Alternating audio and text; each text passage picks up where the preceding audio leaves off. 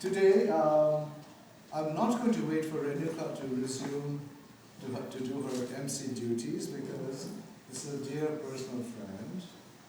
So we've known each other. She was my junior. Her sister was around my batch. And she's a linguistics researcher, and she'll tell you more about her work. But I'm very happy to have her here with us as a friend. And we got talking, and the choir tradition in Mizoram is very strong and much admired, rightfully. So we were talking about it, and she mentioned that her grandfather had written a lot of songs, and she'll tell you more about that. So that was what interested me. But there's one other thing that she said, and that is the village where her grandfather lived and worked, and where he wrote his songs, still exists today. And they told Tangi, these songs do not belong to your family. They were written here, they belong to our village. So that interested me greatly, because one of the things we've been discussing since Shobna's presentation on the first day is who was the owner of heritage? And here's one interesting way of looking at ownership, and that actually helped me, that conversation helped me design the project with Shobna to include international intellectual property rights. So from here, you can introduce the program, and she'll be giving some, reading some of her songs written by her grandfather, accompanying herself on the piano. And we have the same music teacher, don't we? Mrs. Murray. Yay. Do I need a mic? Do I need a mic?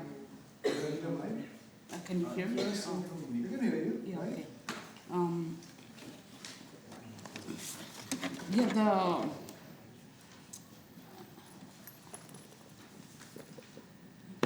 okay.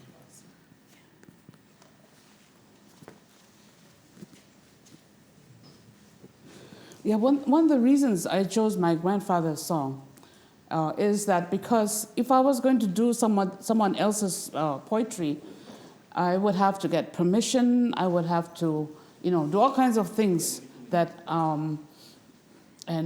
because I have found out that most of the well-known poets in Mizoram, the families own the music and the songs, and you need to get permission from them to perform or use it publicly. And it gets very complicated. And with my grandfather, because he's my grandfather, I have all his notes, his music, and I know his background. And also, like Somi said, actually, Somi, it wasn't just the village. Actually, the person who told me says, your grandfather's songs do not belong to his children or grandchildren or his descendants. They belong to the entire Mizo community. It's ours. Yeah. And I think that is what makes his songs still very popular. He was born in 1900. Most of his songs he wrote in the 1940s, before India was independent. And it was based on his experiences between 1920s and 1940s. So a song is a lot about the life in Mizoram that people nowadays don't know what it is about. And the song that I'm going to discuss today is a very well-known song, and it talks about the old life and how it used to be.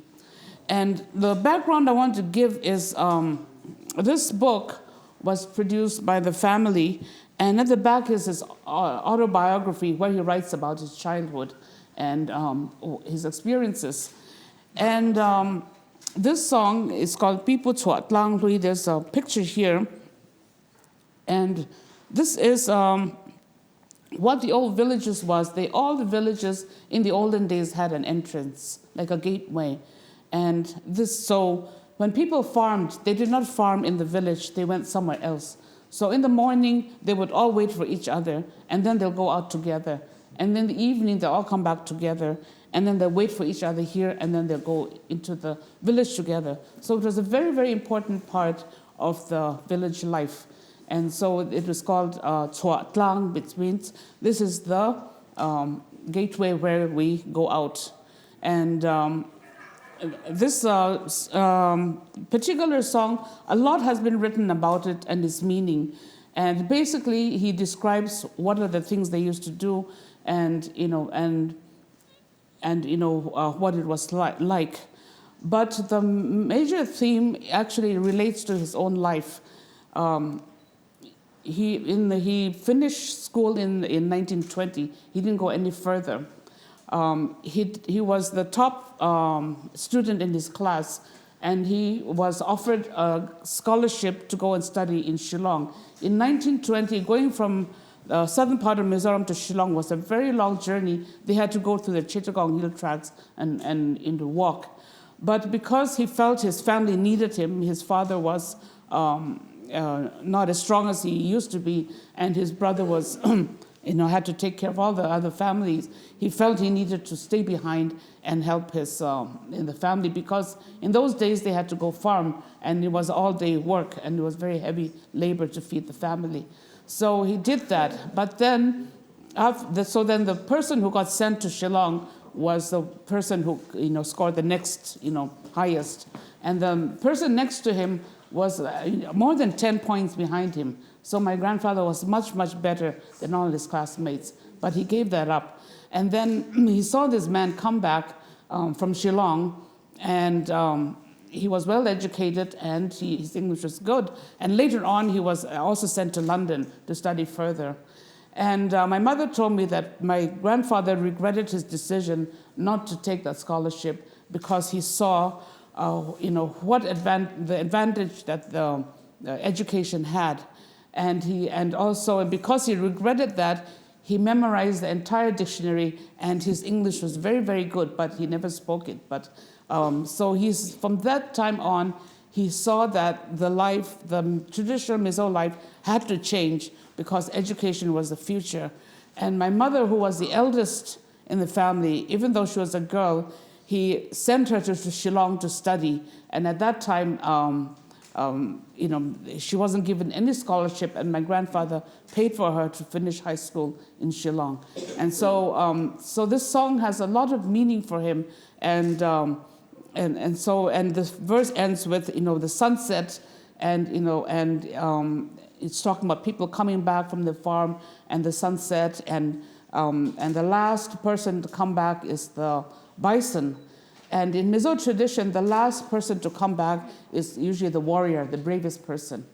And he talks about the sunset disappearing, but the way he says it, it's like just as the sunset disappears, our past life is going to disappear. We will never see it again.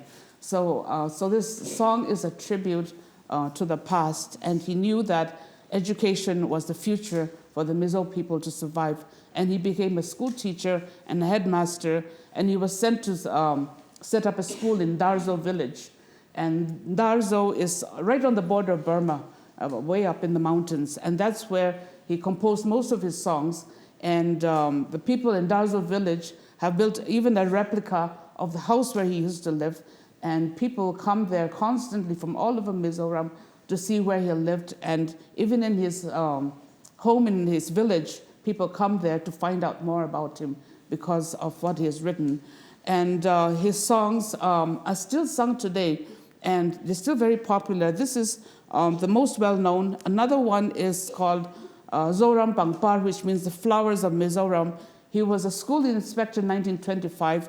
He was sent all over Mizoram, and during his travels, he noticed the beautiful flowering trees, and he wrote a song about that, even mentioning which part of Mizoram these were found. And that is still one of the really, really popular songs.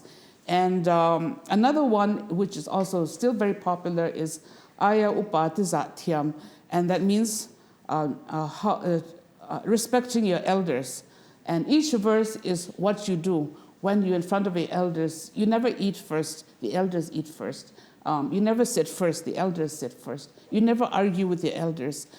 You show patience with those who are younger, because you are older you're more mature, you have to be patient with those who are younger. So each verse has a line of what is done in the tradition and what is important.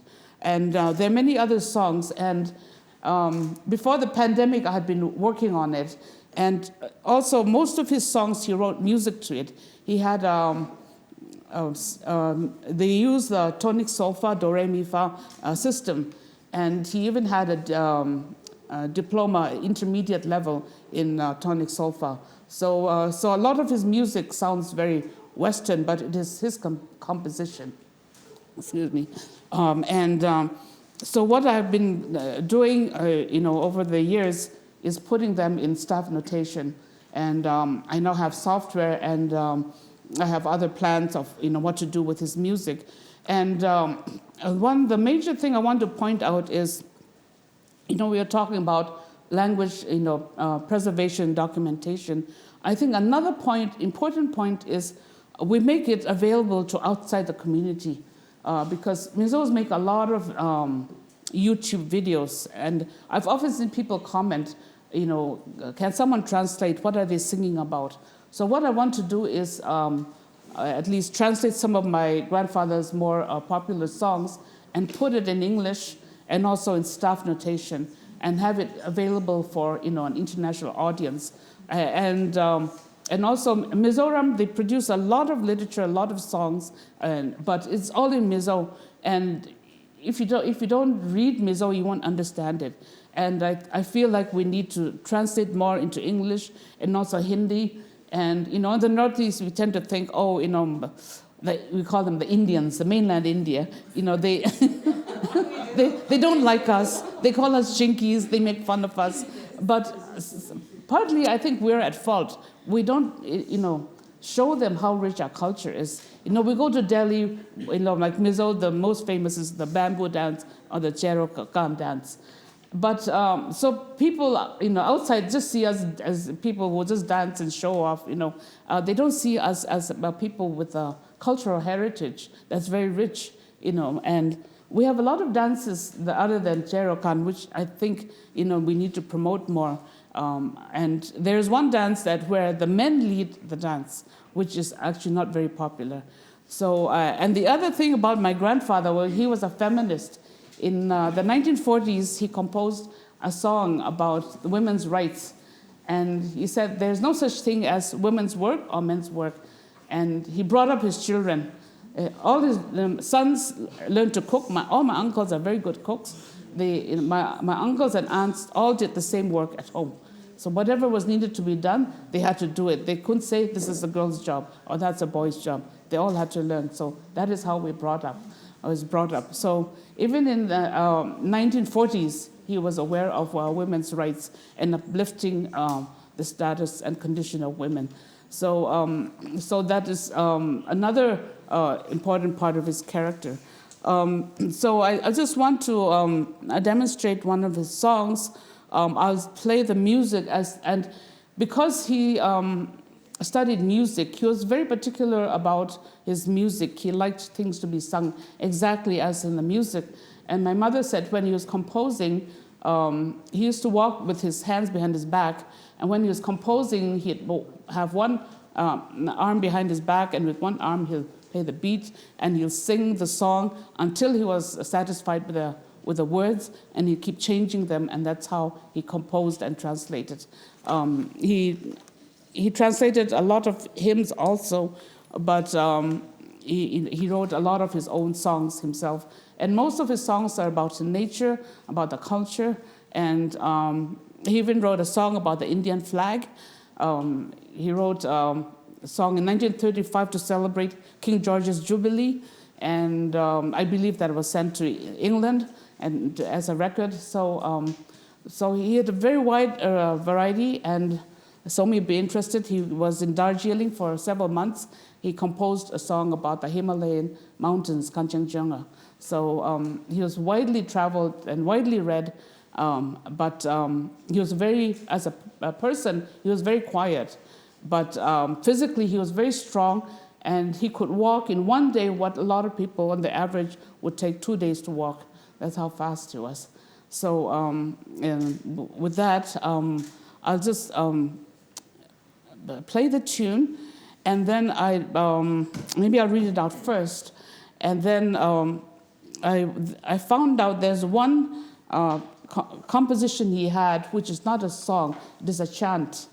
And I didn't have time to ask someone the correct way to do it, but I will at least mention one of them so you get an idea. It's based on a folk tale, and he has 14 lines on it. So let me just read the poem first. People swat lang lui. People swat lang lui a moi mange. Thal ko swat lang don long an ren. Seshan sashang lu atlal bunge. Tan lai siam tu mi shang leng fam oitna. And I'll just read the last one. People swat lang lui hit clear ve u tuva te lai len pluang lam zot na. Zang sial an ngir dai puleng an moi. Son fiang lot tur try rel an herliam na. There's a typing mistake here. So it's difficult to explain poems because and Mizo has a unique language they use for poetry. It's called Tong Upa. It's the old language. And you have to actually study it to understand poetry. And very few people know how to compose it anymore in this language. So that is one of the also reasons why people appreciate my grandfather's poetry. He wrote a lot using Tong Upa, which is considered the poetic language. So, and then the other one is called Tual Vungile Zolpala. It's a story of two lovers, but they couldn't get married, and she went away, and he died somewhere else. And when he died, in the Mizo custom, when somebody dies, then you have to do a ceremony called Ral. And so the family was trying to decide who was going to tell this woman, Tualvungi, that her lover has died. And so they called all the birds, and all the birds, one by one said, I will do this, and I will do like that. And they all said, oh, that sounds horrible. That sounds horrible. And finally, the morning dove came, and the dove said, I will deliver the message thus. And so this is the verse where the morning dove says,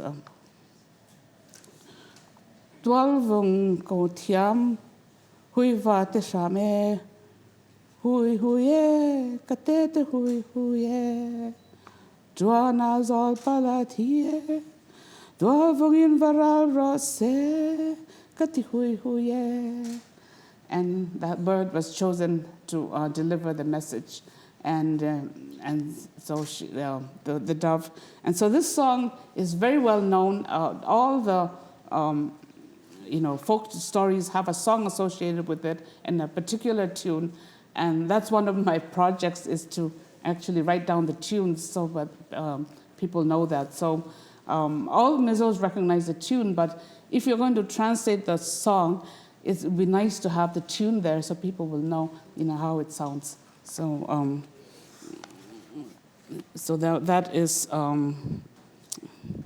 So I have written it out, and also the English translation. If you're interested, I might have a couple of copies. Otherwise, I can email them to you. So, so this one, 12 Vungile Zolpal, I really, maybe in the next, we have anything like this, we'll have a team, chant this. It's a story, and it's called, there are different chants, and there are different ways of chanting, and I don't know all of the ways, and there's dances associated with it. And so if somebody that knows this chants and the dance associated with it, it's very, very interesting to watch. So I'm hoping that, we could do that one of the days. So I'll just play the music. And this song I'm playing is very, very popular, and there's a lot of it on YouTube. But a lot of them make a mistake in one of the lines. And the other thing I don't like them is I don't like the background music, which is, the pre-recorded things, which is too electronic. I'm more of an acoustic person. I'm not really into like the loud, electronic music. So, that's why, I said, well, if I did this in Mizoram, people would probably say, oh, she doesn't even know her own grandfather's music. But I think this is more like what he actually had in mind. And he wrote everything in 4 parts. So it's sung in 4 parts, harmony. He has bass, a tenor, alto, and soprano. So all these 4 parts. But nowadays, they just get a soloist to sing it, and you don't get that 4-part harmony. So, really, these are all choral parts that need to be sung. Hopefully, I can read the music. It's, yeah.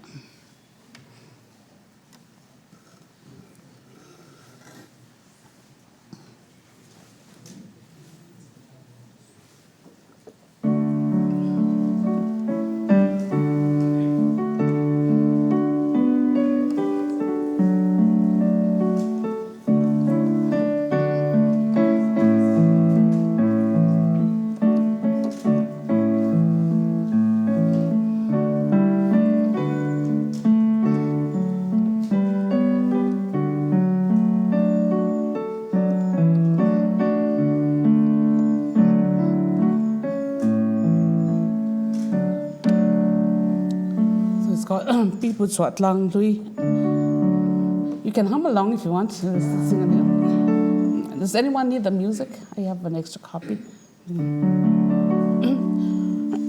I've just lost my voice, so hopefully it'll come out.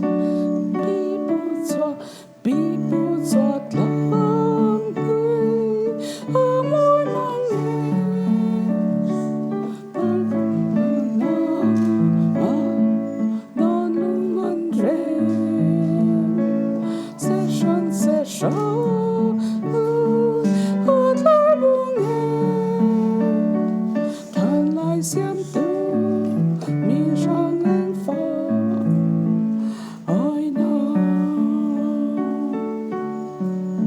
So that's basically how it is. Please pardon my voice. The more traditional way of singing Mizo would be Swat Lang Lui,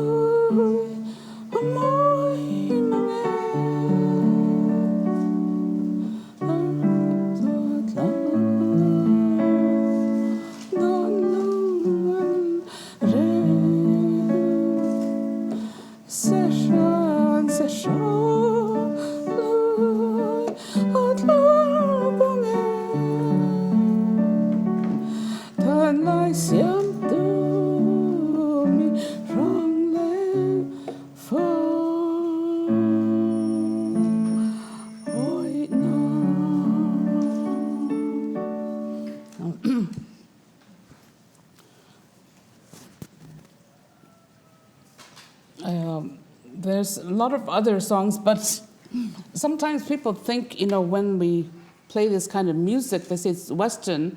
And I've seen a lot of people say, well, Mizo culture and language is not interesting. They're all Christians. They're all Westernized. But that's not true.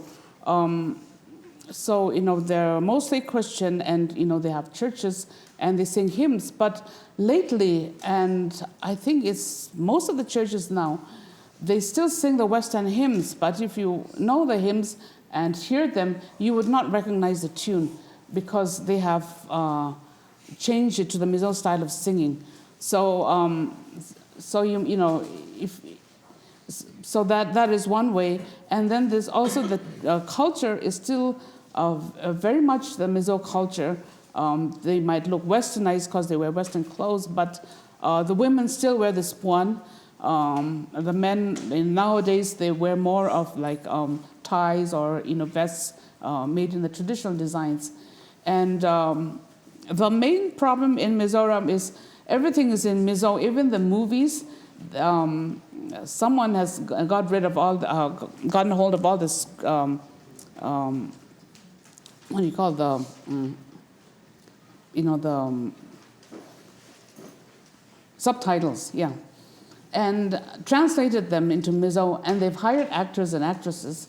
So you can watch a Hindi movie or an English movie, and they're all speaking Mizo. So the joke is, in Mizoram, Shah Rukh Khan speaks Mizo. So,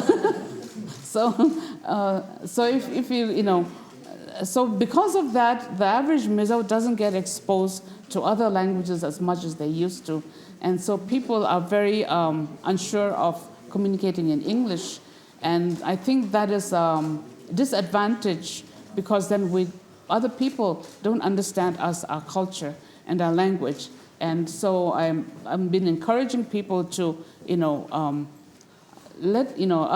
wider media in India should hear our songs.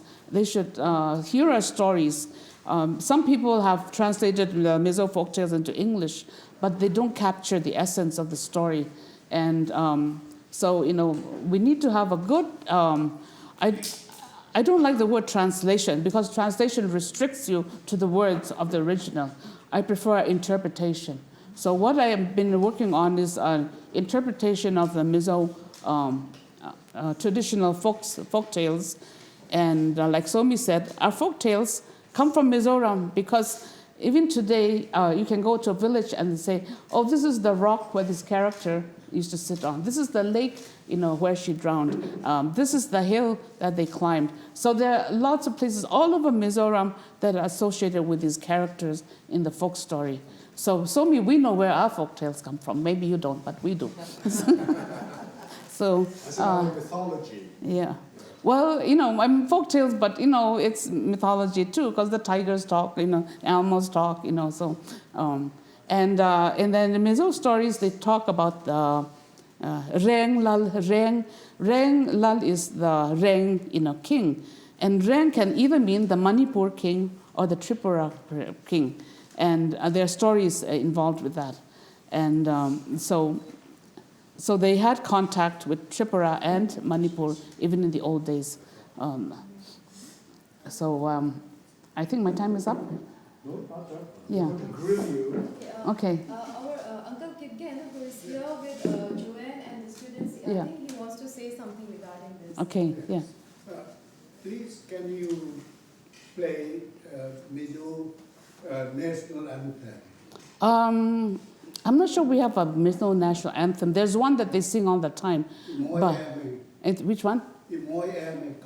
Kan Zo Tlang Ram Nam. I don't have the music for that.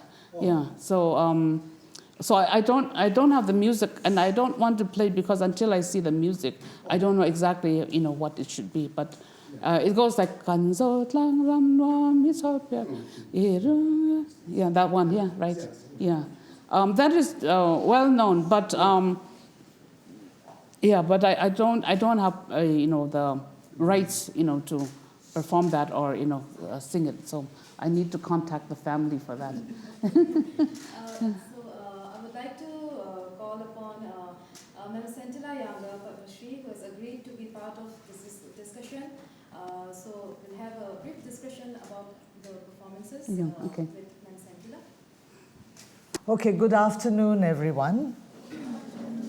And I'm so delighted to see all these young boys and girls. And we hope that tomorrow our future is in your hands. All right? So, Tangi, that was wonderful what you just said about your grandfather.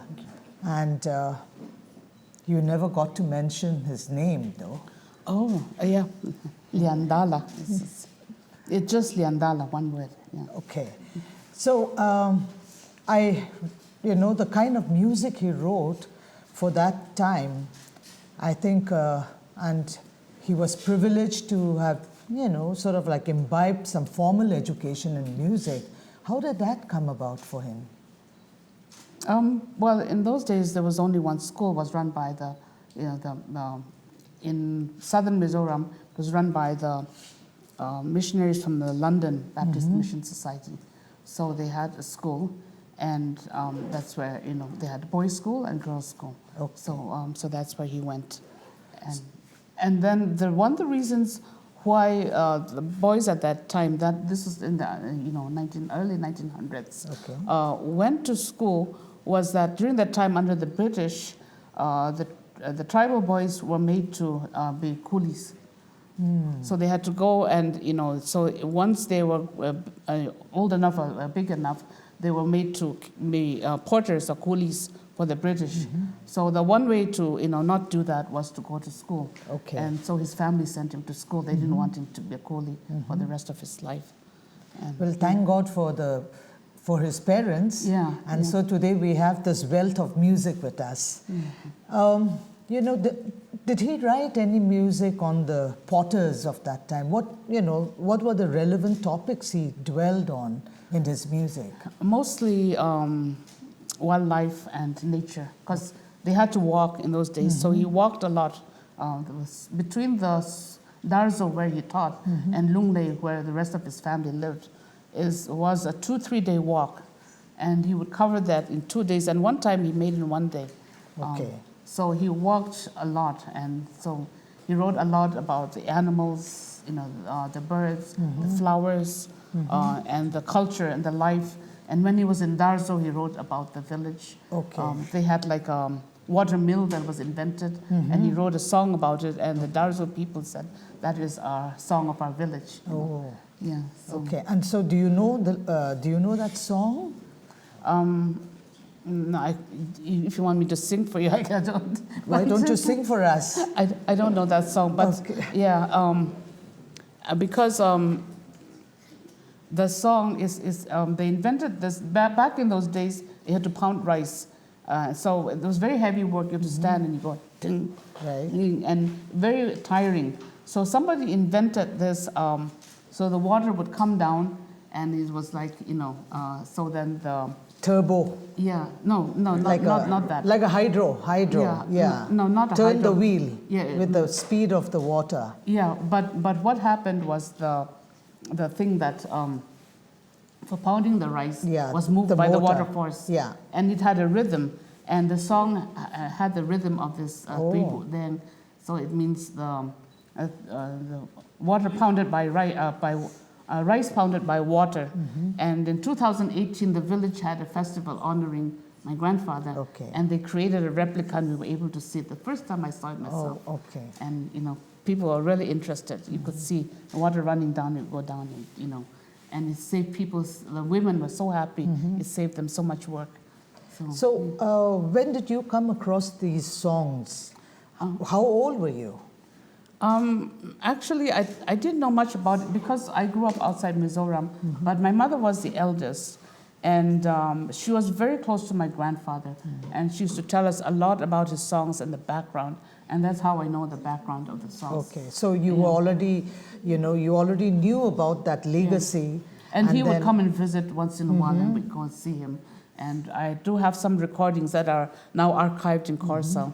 That have him singing, some of his songs. So I guess as you grew up, was that one of the reasons that inspired you or motivated you to, document his music and bring it to the stage that it is? It was inspired me to be interested in language, because my people often used to say, your grandfather is very good with words. When he speaks, people listen, because he chooses just the right words. And that made me interested in language, because people talk, but then there are people, who speak in such a way that people sit up and listen because of the way they use the words. So that's how I got interested in languages. So you were mentioning that in Mizo, there is a different, form, let us say, in which is applied to poems and to music, probably. So, are you familiar with the words? No, because I didn't study Mizoram, and the problem was when we were growing up, Mizo as a language was not recognized. So when we were outside Mizoram, there was no chance to study it. So nowadays you can if you find a teacher. It's now an MIL, modern Indian language, but it still is not in the 8th schedule. So as growing up, I never had the opportunity to study my own mother tongue. And do you regret it? it's not for me to regret. It was the government that did not allow me to do that.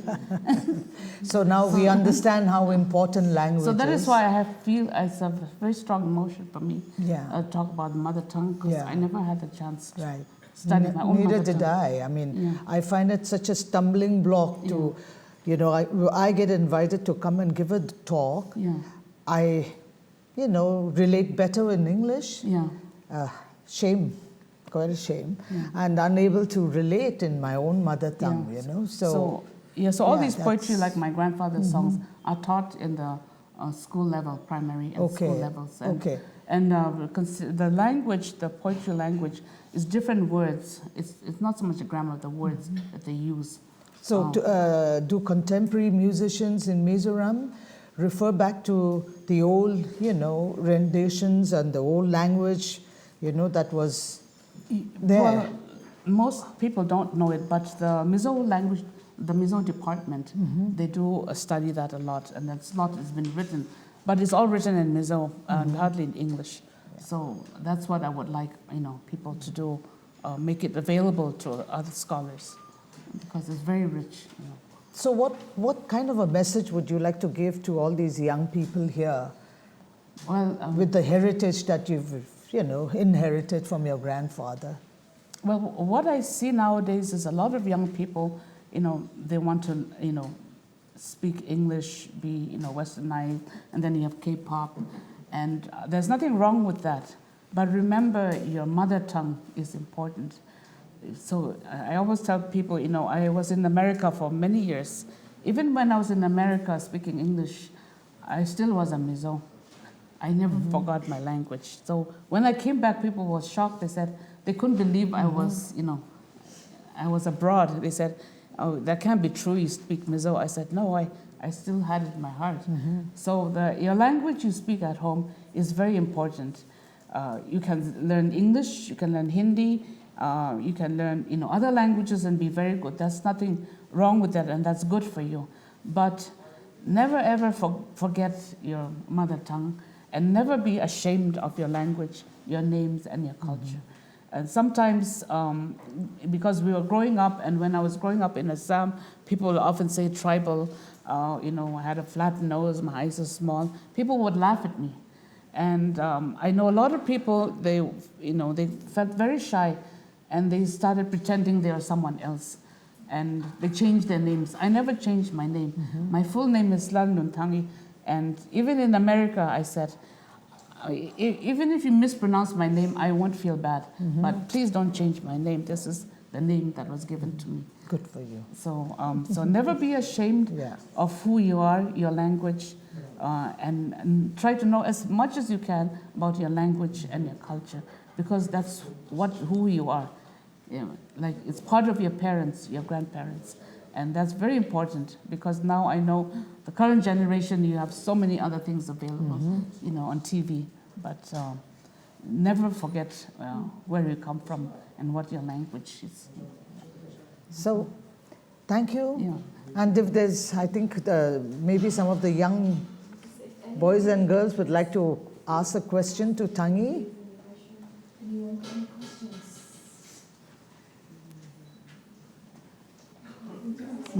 So thank you Yeah, so thank much. you. Yeah. Thank you, ma'am. Thank you. Thank you.